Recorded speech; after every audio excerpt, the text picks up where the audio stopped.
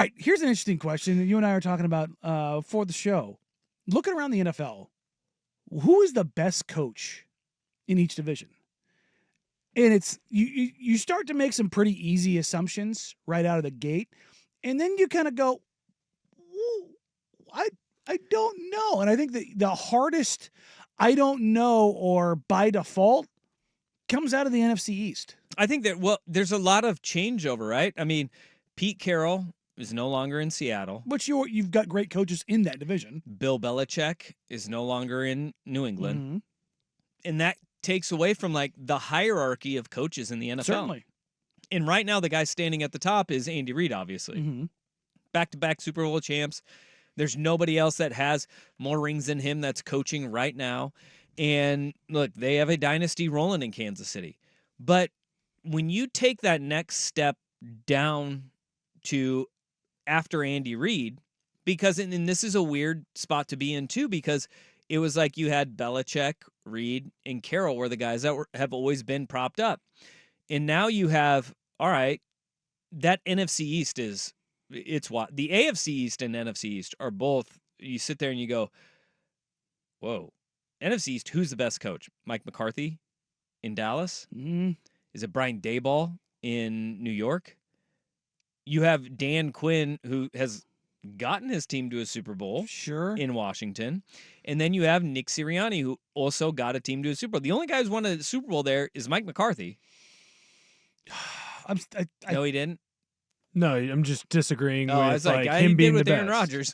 Yeah. No, but he's not good. He's not the best coach. Is it Sirianni? Sirianni?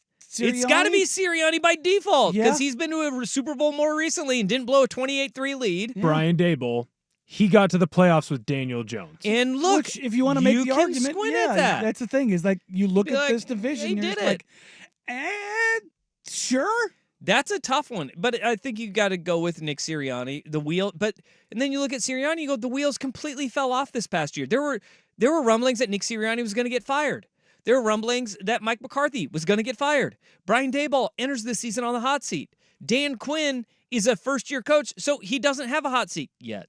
But you look at the NFC East and you're like, boy, who's going to jump up and take that division?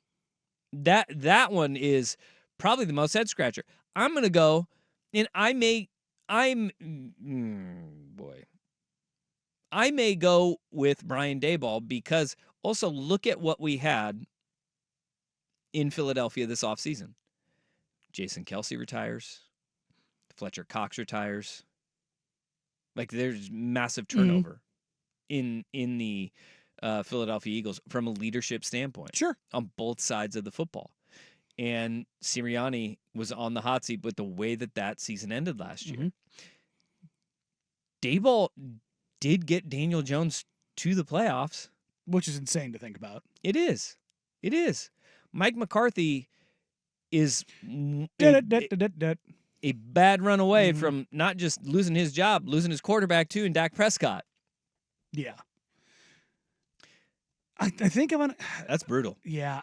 You're gonna go Sirianni by default. I think I'm gonna go Sirianni by default, I but would too. but I understand the argument for Daboll. I'm gonna go Daboll. Isn't it so difficult, I though? hate that. That's a really tough division to figure out. Isn't it so difficult, though, because every other year it's a new team that wins the division? Yes. Like, the other ones are easy because it's like, well, that coach has won the most. Like, in the West, Shanahan has won the most. He just got to a Super Bowl. He's right there. Obviously, McVay won a Super Bowl, but I feel like there's been more success with Shanahan, right? Or at least it feels like his team is. And then you have most Mike success. McDonald, who is a first-year head coach coming in, and by all accounts, a lot of people very high on the expectations with him, right? That's going to take a couple of years. Jonathan Gannon in Arizona. I didn't think he did a horrible job in Arizona last year with the hand he was dealt. No quarterback for the bulk of your season, and you're rolling in a roster that is wildly incomplete. Okay, but still, no idea what Jonathan Gannon is as a head coach. In the NFC North, I think you have a really tough decision there too. Mostly because it's not Matt better. Dweeberflus, as Will Ortner likes to call him, but Eberflus, when he took over that defense, all of a sudden they looked a heck of a lot better last year. My immediate reaction was he's to not say it. LaFleur, but then I started thinking about it, like, it's probably Dan Campbell. You have Dan Campbell, Matt LaFleur, and then Kevin O'Connell. I really love Kevin O'Connell. I'm not putting him as the best coach in that division. But you also look at LaFleur has head-scratching decision-making on his resume. We go back to that playoff game in Tampa where you're kicking field goals, right? Not good. Great, Bob. I'm Dan Campbell. Who would have thought 2 years ago Dan Campbell would be the best coach in the NFC North? Mr. Kneecaps. Biting kneecaps, double shots of espresso in his 40-ouncer. You want to see a tough one? You thought the NFC was tough? I answer you the NFC South. No. Raheem Morris, Dave Canales, Dennis Allen, and Todd Bowles. No. Todd Bowles. I'm not picking. Todd Bowles. I'm not picking. It's probably Todd Bowles. The but NFC South. That's a tire fire. And when you flip over to the AFC, though, you look at it and you see, no wonder the AFC is so much better. Look at the AFC South coaches now. AFC South, D'Amico Ryans in Houston, Shane Steichen, who did a very good job with a banged-up roster in Indy, Doug Peterson in Jacksonville, and then, Tommy Boy Callahan. We'll figure out what's happening in in the Titans. Tennessee. I think it's three good coaches in Steichen, Ryans, and Peterson. I will go. I mean, Doug Peterson won a Super Bowl. I still do believe. Look, he is a good coach. Dougie Peterson is a great football coach. The AFC North is stacked to the gills too. Yeah, John Harbaugh, Zach Taylor, Tomlin, Mike Tomlin, and then Kevin Stefanski. I mean it's Harbaugh. Against Harbaugh. Zach Taylor's the worst coach in that division, and he's better. He probably would be the best coach in probably 3 or 4 divisions. I don't know. He went to the Super Bowl. Stefanski has lost a lot of playoff games. But what did that Browns team do last year with no offense? I know. What do you mean, Joe Flacco? Yeah, comeback player of the year. Still pisses me off. Still pisses whether it's Stefanski or it's Ben Taylor. Like if that's the worst coach in your division, good God. Yeah, it's pretty good.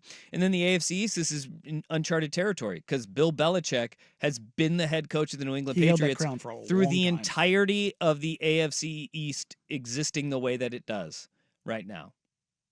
He was the best coach in that division. Yeah, because when they went to East, West, North, and South, he's been the coach the entire time.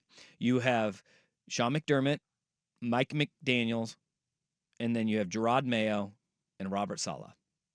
Which I think Saleh's a good coach. But... Easier than the NFC East because you have 2 decent coaches in Mike McDaniel and Sean McDermott. Sure. But which one are you going to go with? The guy who can actually get to the AFC Conference Championship game and not get over the hump? Or are you going to go with Mike McDaniel, who is a wizard X and O's wise, but got their asses absolutely handed to them in the cold? Yeah. And will never be able to win in the cold because you're from Miami. Yeah.